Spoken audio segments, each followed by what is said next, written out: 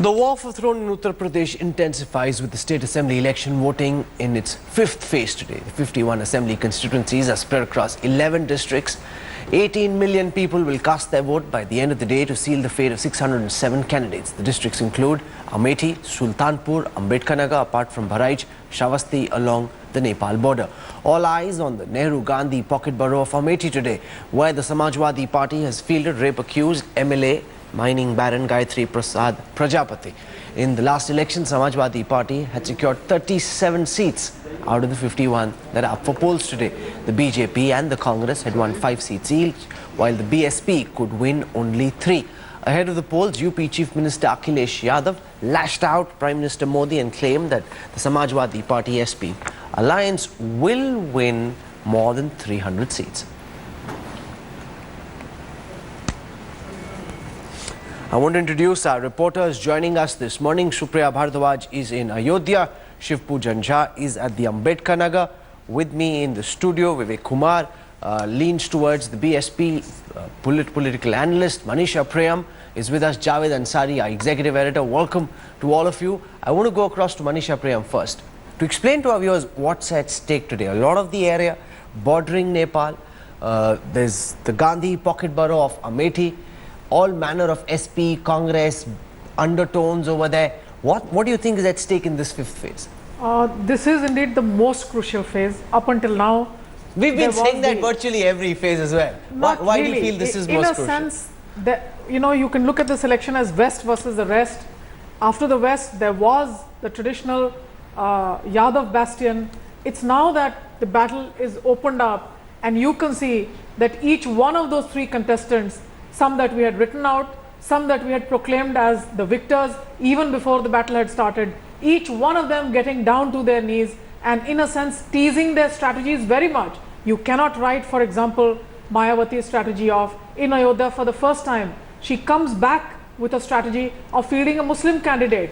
You find that the Ram Mandir that many had felt was an old issue, this morning in fact the Mahants coming up in large numbers and saying it is indeed the issue. So all those issues that were indeed a quarter century old, today now being all those strategies being teased out and out in the open. For the first time, I also hear that this area's proximity to Nepal is something that is being underscored, not just for the fact that it's in proximity to Nepal, but also for the demonetization strategy that's not been spoken about much until now. Let's get a word from our correspondents on the ground. Supriya Bhardwaj in Ayodhya, Shiv Pujan Jha at Ambedkarnagar. Supriya, to you first. What's the voting enthusiasm like this morning? Lots of people coming in, or has it got off to a slow start this morning?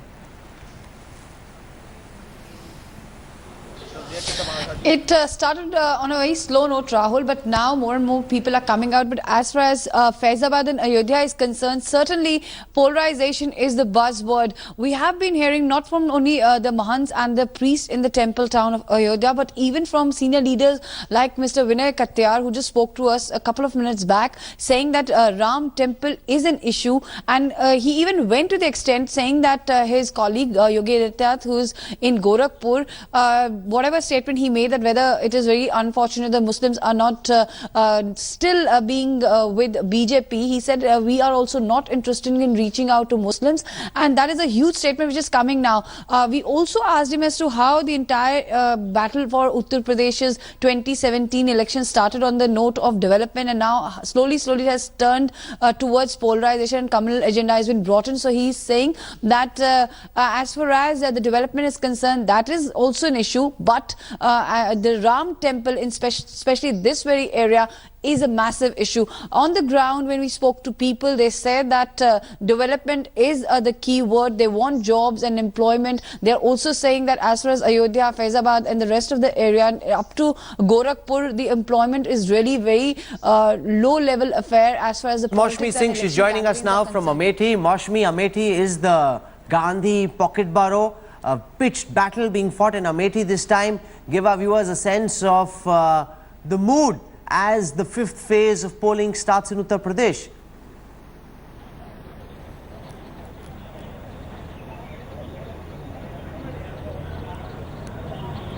Maushmi, you hear me? Okay, I think a earpiece just popped out of her Yes, ear. Rahul, Okay. I can hear you. Yes, I'm in Maushmi. Amethi. Go on, Maushmi. Tell us, what's the mood like in Amethi this morning? Lots of people coming in, or has polling got off to a slow start?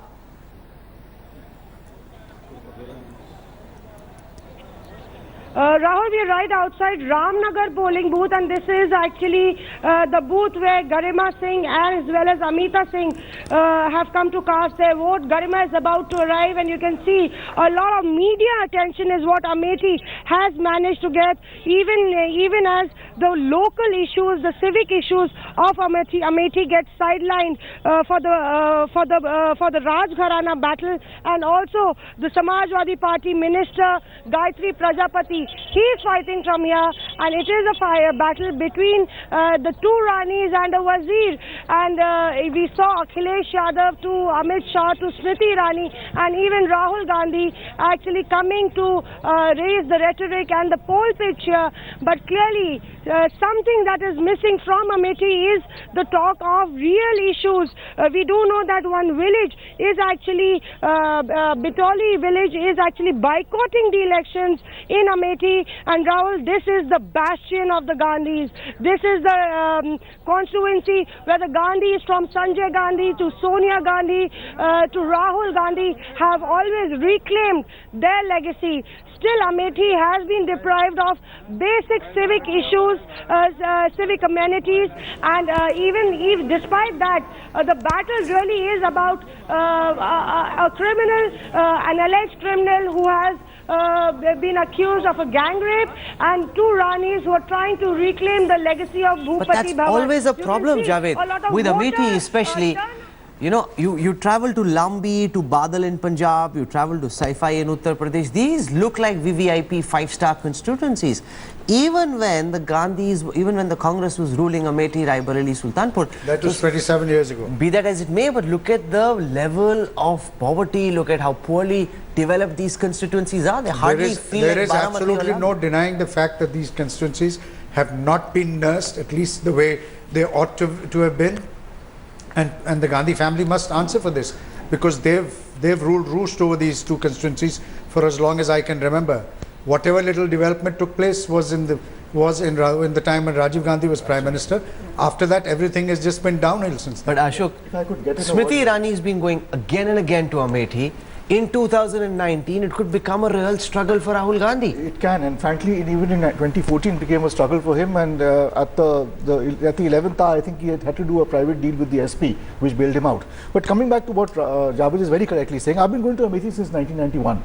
Believe me, the constituency, Sultanpur, Amethi, Raebareli, were better off in the early 90s than they are now. While the rest of India has improved, these constituencies have deteriorated. No, but the Gandhis say... Even now, no, but the Gandhi's justification... If I could just finish. Okay, go on. Even now, even in 2014 when I went there, people remembered Rajiv Gandhi more than Rahul or even Sonia, to be honest. They remembered, there was still sympathy and affection for Rajiv Gandhi, who's been dead 25 years now. But there was very little affection in that sense and there was big disappointment with Rahul Gandhi. No, but the Congress says, Ashok, that this is because whichever government is in the state, whether it's the BJP government, the BSP government or the SP government, they don't want these districts to develop, which is why they're given a bad deal. In 2019, if Banaras is a complete mess, then the MP from Banaras, who's also been Prime Minister of India, will have to answer to some degree. He can blame the local government to some degree, but he'll have to answer some questions. So you can't say that you've been in office for 10 years or your party's been in office 10 years, but you washed your hands off. That's absolutely true, Manisha Prem, because from 2004 till 2009, then from 2009 to 2014, the Congress ruled India. Now you can't explain why Amethi, Raebareli, Sultanpur are as badly off as they are, given the fact that the Congress was in power these years. I mean, there is no explaining. There's also the fact that, you know, the whole strategy of development of the Congress party post Rajiv Gandhi has been focused through the Rajiv Gandhi Foundation.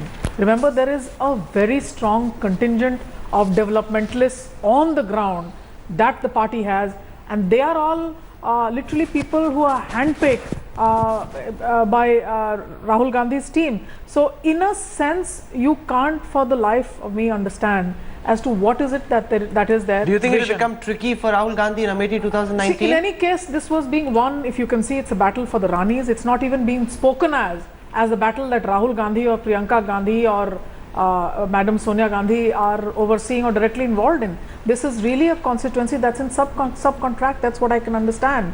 Two Ranis fighting it out. The biggest news is that the other Rani has entered that wing of the palace. So in a sense, what they've done is that the foot soldiers on the ground have been the local strongmen, and you have a feudal structure that is very much intact. So even the fact that soft development, even if infrastructure development is locked in because of battles with the state government, soft development should have taken off, and that should still be an issue with which we can charge the Gandhis. Okay, let's just listen to Amita Singh. Just a moment, let's listen to Amita Singh and see what she has to say this morning. Garima battle.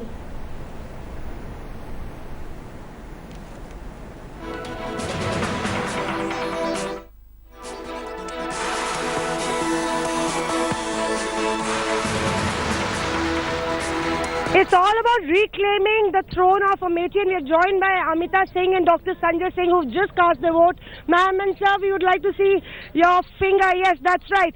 So a big day for you. It is also about reclaiming your legacy. You have been two-time MLA, but this battle has been a bit three-time MLA. This battle has been a little different for you. Each battle, each time will always be different. And I think it's been an interesting election. And I fought it well, and I'm confident that the people are with me. Are you saddened by the fact that a lot of personal fight on the streets is going on? There's talk about the Raj Gharana Parivar splitting up, do Raniyon ki ladai hai, and you know, it's about reclaiming the legacy, Sita ka Vanvas, such type of things are being talked about rather than real issues. Mausmi, I completely agree with you. You've said it all yourself in your question. I completely agree with you. This is a political platform, and on political platforms, you don't bring up personal issues. I don't think it is a fight between any Ranis. It is a fight between four parties, and it is for the future of the people. So we are here to give them leadership. We are not here to cry our own issues. We are here to actually wipe their tears. So I am very confident. I'd like to interrupt you in between. There's a lot of hullabaloo about an emotional appeal. Garima Singh has been out in the open talking about, you know, she's come back after years and she wants to reclaim the legacy for her children. All that emotional stuff is happening. So that's probably what the BJP realized, that, you know, they are not getting a foot into Amethi any which way. So when they realized they're not getting a foot into Amethi any which way, they did not come forward with any issues for the people. If you are telling me yourself that, you know, this was a personal issue that they have brought, so if the BJP candidate is only talking about herself, what about the future of the people of Amethi? Dr. Saab, do you think it's going to be really difficult for Rahul Gandhi to actually consolidate himself in Amethi, considering the fact that the Samajwadi Party is fighting against him? Samajwadi Party is fighting, but you must have seen Akhilesh Yadav has he was not ready to share the dais in his rally with Gayathri Prasad. If he is also going away from him, public has already decided because of him his corruption. Public is very clear, they are going to throw him out. There are cases of gang rape against him. Still, Akhilesh came to Amethi, and still, as a matter of fact, Priyanka didn't come to Amethi to campaign for you. I think Priyanka ji is because of her personal reason. Her son is hospitalized. He is in the hospital. That is why she could not come. And Akhilesh has given complete indication that he is against Gayathri Prasad, and public will endorse it. I was just told that we just heard over there that Priyanka's son is injured. Javed has a little bit of details you can share with our viewers, Javed? No, what we do know is that he has an eye ailment. He has a problem with his eye. And very serious, or? I don't know the details, I'm afraid, but what Priyanka Gandhi was in Hyderabad. He was hospitalized in Hyderabad, looking after him there, and that's one of the reasons. The other reason is that the Gandhis have consciously decided to stay out of this. There's a part of an alliance. They believe that earlier the Gandhis would never campaign during by-elections or elections for MLAs. It's only in the last couple of years that they started, and they've reverted to this policy. They don't want to take sides, because once you campaign for one side, the others rebel against you. So therefore, they've decided to remain out of the fray. This is a conscious decision. As far as Priyanka is concerned, her priority at the time being looking after her son. Okay, I want to go across to Shivam Vij and Prashant Jha. Shivam Vij is with the Huffington Post.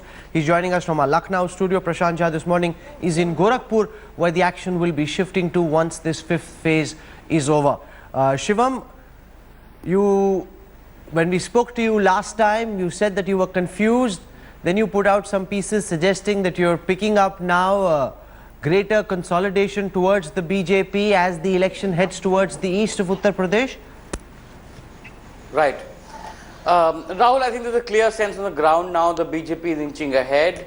There was never an Akhilesh wave, but I would say BJP inching ahead does not mean there's a BJP wave.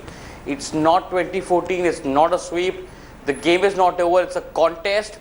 But yes, the BJP does look comfortably ahead for the simple reason that upper caste and non-Yadav OBCs together form 50% of the population. And most of these people say they are voting BJP. So the BJP looks comfortably ahead. However, if you go seat by seat and you ask people, who's going to win here, etc., there isn't a clear indication of BJP sweeping complete districts. So it's I would not call it a Hawa yet. But yes, the BJP is ahead. Okay, Prashant Jha, you've been traveling. You also initially, in the reports you put out, seem to suggest that there's no clear Hawa. Now the recent reports that you've been putting out, sharing what Shivam is saying, suggesting that yes, maybe the winds are now starting to blow in favor of the BJP. Yes, Rahul, I do think that, upper castes play a big role in the construction of a Hawa.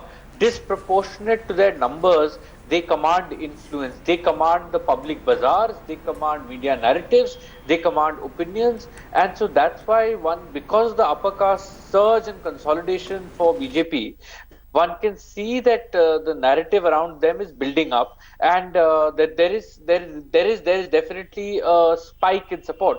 But it'll be interesting to watch the next three phases because the alliance knows this. And what we are also picking up is that the alliance thinks that the way to counter this is that is through their candidates. And out of the 141 seats which are going to polls in the next three phases, 45 candidates of the alliance are upper caste. Plus 5 Banyas. So, 50 candidates from the alliance are going to be upper caste, and they think that is going to make a dent in the BJP core base. Plus 22 candidates are going to be non-Yadav OBCs. So 72 candidates of the alliance out of 141 are in BJP's catchment area. Will they be able to fragment the vote in the core constituency of BJP is to be seen. But if one was to go by just anecdotal evidence, the Modi narrative is picking up. Okay, both of you saying the Modi narrative seems to be picking up, but it is indeed a contest, which is why all of us have things to talk about.